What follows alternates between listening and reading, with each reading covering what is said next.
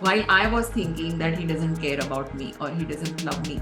However, when I started understanding his side of the story, I was like, okay, I'm one of the most selfish person or stupid person to think. Somehow I feel that all those people who are labeling their twin flames as narcissists or a runner or a jerk or I don't know, people are calling different names to their twin flame. I feel sad when I see that. What happens on the other side of the story is not something that can be accommodated in one video of 20 minutes. There is so much to understand what is happening on the other side. So, this would be a kind of a series of several videos where I'm putting forward Prasad's side of the story. As I'm going to state my own personal journey and his personal journey, many things that are pretty personal to us. It's not necessary that every twin flame who is going through a twin flame journey is going to hold the same inner issues that we were holding or is going to hold the same polarities that we were holding. No, your issues or your polarities or whatever you experienced in your journey could be completely different than what we experienced. However, watching this video could help you to understand how I'm recognizing the pattern, how I'm identifying a certain thing in his life that is connected to my life in what way, what is it trying to show me, and how I can see this as a whole big picture overall, which somewhere helps me to integrate my twin flame without judgment in my heart. And I hope that a lot of people will gain some profound insights from whatever I am sharing in this particular series. In my own journey, how I started realizing certain things which he was going through is a combination of two things. One is that he himself shared so many things with me when we connected. And the second thing is when I started progressing in my journey and I started coming in the place of empathy and understanding, I started putting myself in his shoes and try to imagine what is it that he may be going through. And so many insights started coming to me. So, whatever I'm sharing is a combination of these two things. This profound understanding changed me in my journey. It brought me to the state of integrity and balance. And somehow I actually started vibrating in the energy of union with him. So I feel that this video could be a very significant video to start with for many people.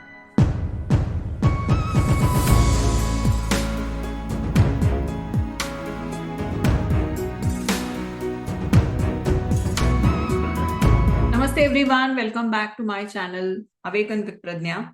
All those who have not yet subscribed to my channel, please subscribe to my channel and click on the notification icon. All those who want to consult one-to-one with me, I do conduct one-to-one private sessions on Zoom or on email. So all that information is given in the description of this video. The India Twin Flame Retreat is getting an amazing response.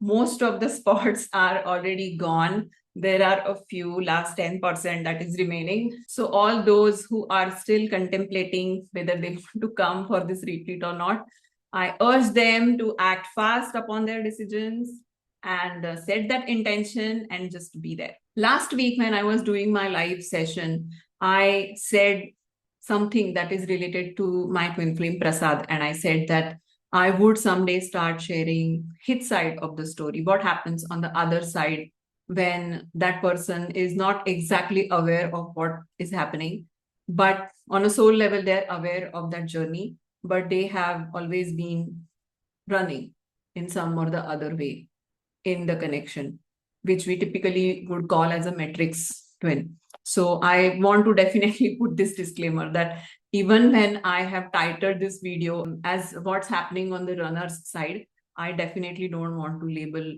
Prasad as a runner. However, just for the sake of understanding what I'm trying to put here, I kind of put that label. So the people who are looking for that sort of information would click on the video and would try to understand what happens on the other side. So as I expressed this thought that I'm going to put some information that is Prasad's side of the story, so many messages I have received after that. What happens to the runner what is happening in their life, what is happening in their journey. I deliberately put this picture as a background because this is the first time I'm talking about Prasad and his story as such. So I felt that, okay, I think he had to be with me also visually when I'm talking to all of you. Many times in our journey, when we are listening to other people, some videos, articles, we are also coming across this whole concept that people are very much interested in finding a lot of similarities between them and their twin flame. That, oh, he looks like me, our birth dates are same, or this happened to me, that happened to him also. And it gives you a certain level of satisfaction that, okay, there are so many similarities between me and my twin flame. And maybe because of those similarities, you start contemplating that this person would be my twin flame. And that's okay. That's very natural as a human being. You would try to figure out certain similarities. However, in a twin flame connection, it's not necessary that you will have any similarities, even if you don't find single point of similarity in your connection with your twin flame. It's absolutely fine. That's not necessarily a determining factor if that person is your twin flame or not.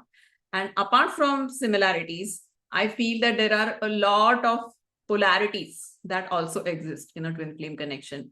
And somewhere I feel that those polarities are the significator that what is it that you need to work on. As this is an introductory video to Prasad's side of the story, somehow I feel that it was very significant to put his experience and my experience side by side and see what sort of similarities or polarity you could find out. When it comes to our parents, and when I see any sort of a similarity, what I find out is that we both lost our fathers at a very early age. And the polarities over here are our mothers. I think for any human being, their mother is a very, very significant factor. The way they look at life, their integrity, their security, their stability, everything depends upon their mother, because mother is the origin of their existence. My mother was very strong the way she navigated her life after my father's passing. And Prasad's mother was not so strong. So after our encounter, when the heart activation took place and this whole journey started, how I approached this journey and how Prasad approached this journey was completely polar opposite. So coming to my life, I lost my dad at the age of 8. My dad was an amazing soul and he passed away in an accident, absolutely when nothing was expected like that. My brother was just 3 years old and I was 8 years old. My mom was a working mother, and after my dad's passing, I watched her as an absolute strong feminine who also carries the masculine traits as a single mother to bring her children up. So obviously we received a lot of support from my grandparents, my mother's parents, and the overall environment, my childhood environment, was extremely understanding, humble, supportive, educative, nurturing. So when it comes to my family and the support, especially coming from my mother, has been phenomenal. I know that on a soul level why I chose her as my mother, because I think she has been a very, very significant person in my spiritual journey. And I think my early spiritual lessons in my life, she has been my spiritual teacher. So as I lost my father, I definitely landed up in some sort of a dysfunctional environment where my mom was going through a trauma. My younger brother turned out to be a problem child who was not listening to anybody. So I have gone through absolutely abnormal challenges when it comes to my family life. I have never got a strong masculine presence in my life, especially in the early part of my life before I got married. I lost my father. My brother was a problem child. I never actually had a relationship with my brother as a brother sister where you really have that bond between each other and there is this amazing love that you express for each other. I won't deny that there is a certain bond between me and my brother, but still I won't call it normal. He was always unavailable emotionally, unavailable physically. I couldn't count on him or his presence in any area of my life by any means. So my brother, even though he was present there physically around us, he was technically unavailable to me. My grandfather was an old person. Obviously, I couldn't expect much out of him. All the other extended family and relatives kind of stayed away from us because they kind of had this fear in their heart that this family has already lost the father. So if there is any financial need or anything, we don't want to take that responsibility. So most of our relatives were kind of keeping safe distance from us. So when it comes to the real day-to-day support, where you have some sort of a strong masculine support, where you feel safe, you feel protected, you know, that whole feeling that you are a little princess of your father. I had that when I was young and when my father was around, but suddenly that was also taken away. And the whole masculine aspect in my life was completely missing. Now, when I look back, what I learned in that period is that I became completely self reliant. As a daughter of my mother, I knew that my mother is already having too much on her platter, and I had some sense of responsibility towards many things. I was seeing her living her life by coming in her own power, becoming independent, standing by herself, not fearing anybody. So somehow naturally those traits were imbibed in me. On the other hand, when I moved to my twin flames side, Prasad's side, Prasad also lost his dad at the age of 13. So he had a very, very close connection with his father. His father was a spiritual man, he was a musician, and Prasad used to learn music from his father. And he aspired to be a singer. However, after his father's death, all those things were like literally shelved in some deep corner of his heart. And he never actually considered anything when it comes to professionally pursuing music as his passion. Now, when he lost his father at the age of 13, suddenly there was this whole traumatic situation in his family. He was the only son. His mother was not at all a strong person. She started crying every day. She felt that there was nobody to support her. Obviously, her real brother supported her very well. This whole incidence, losing a father, affected him so much. Overall, in his whole life, he dealt with the weak or wounded feminine, having his inner wounded masculine. The way I had my mother as a strongest feminine as well as the masculine at the same time. What Prasad experienced in his life after losing his dad was exactly opposite of me. Because his mom was not a strong person, he realized that I can't keep crying about what has happened, because if I keep crying, who is going to support my mother? So he suddenly had to become a man of the house at the age of 13. And since then, there was no looking back. He was always holding that responsibility in his heart that there is nobody who is going to look after my family. Me and my mom and my dog, this is my family, and I have to take care of. So I find this as extreme polarity kind of a situation, that my mom actually stood in my life as a strong feminine as well as a strong masculine. And because of that, whatever I was exposed to in my life, I naturally started becoming a very strong feminine looking at my mom. And I also was a strong masculine. Coming to Prasad's side, somewhere I feel that both these things were not there in his life. Outside, he was pretending to be a very powerful masculine. But inside, the feminine and the masculine, both these energies were wounded in his heart. As a facade, I am such a powerful, angry young man who can be aggressive and trash everybody down. And I'm so powerful and I'm so great and I'm so charming. That's how he used to project himself. But inside his heart, he was wounded.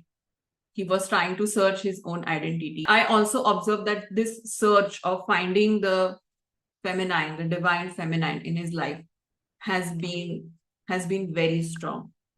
Now comes the important part of whatever I have narrated to you so far. My side of the story as well as Prasad's side of the story. Some of you may be wondering that this whole polarity that I'm talking about, our mothers, what does it have to do with our twin flame journey and this whole dynamic that we held with each other.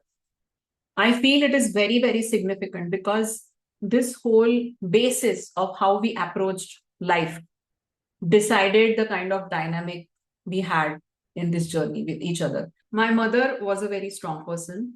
For Prasad, his mother was not so very strong person.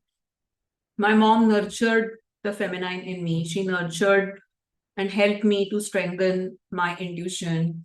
Because of her, I started to listen to my own heart without fear. And she absolutely demonstrated how to imbibe the masculine while being a strong feminine.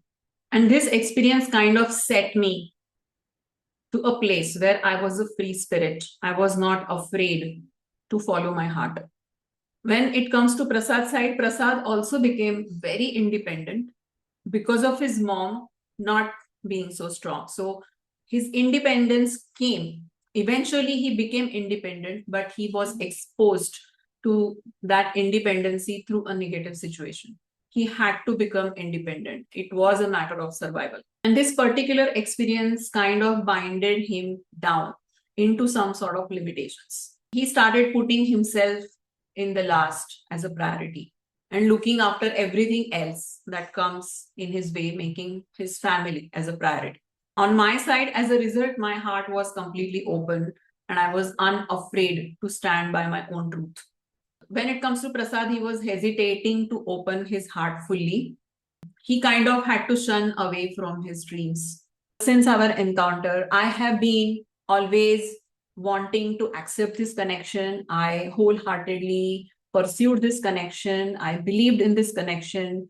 And even when I had to stand by myself when nothing seemed to make sense, there were times when I had to understand what is the truth of my heart, even when it did not really align with the societal belief systems. I was absolutely holding space for him. And I knew that there is this connection between me and him. It doesn't matter how much he denies it or how much he runs away from it. But if you look at his side of the story, you would understand where he was coming from, why this whole hesitation of opening his heart up was constantly popping up in his life. So even after going through that soul recognition, he very much struggled inside his heart to quickly accept, quickly acknowledge, and pursue this connection. Even when he came to 100% acceptance that he understands what this connection is, he still had a lot of traits of running because he felt that he was not really paying attention to his family. That was his first duty, or that was his first priority. There is a very strong connection with these experiences, and the kind of psyche we developed while we went through these experiences is absolutely significant when it comes to our dynamic that we went through in this journey. And why this particular observation is important over here, because so many days I used to feel this, that he's the one who doesn't understand me. Why can't he do this? Why can't he reply me? Why can't he take ownership of things? But the thing is that if you really see where the person is coming from and what sort of life experiences that person has gone through and where exactly that person may be stuck in their own issues, you will start understanding that they are doing way better than what they could have done. They are already going out of their way to do something on this journey as well. Only thing is, we are probably over expecting from them and we are not realizing where they are coming from. In the next videos in the same series, I am going to talk a bit more in detail about certain incidences in Prasad's life and how those incidences unfolded and how they were connected to our journey and what was his perspective, how he reacted in a certain scenarios and why he reacted like that. While I was thinking that he doesn't care about me or he doesn't love me. However, when I started understanding his side of the story, I was like, okay, I'm one of the most selfish person or stupid person to think what I have been thinking so far. And when that understanding came to me in my life, that was a biggest shift in this journey. somehow I feel that all those people who are labeling their twin flames as narcissists or a runner or a jerk, or I don't know, people are calling different names to their twin flame. I feel sad when I see that, because it's very apparent that they are not really understanding what this connection is all about and how they need to look at their twin flame with what perspective. And I'm so grateful to this journey that because of this journey, I was exposed to so many different perspectives to look at. And this journey has really helped me to imbibe that unconditional love and integrate this amazing love for my twin flame in my heart. And that's what makes me vibrate in the energy of union. So let me know what is your feedback on this. Hope this video adds a lot of value to most of you. See you in the next video. Namaste.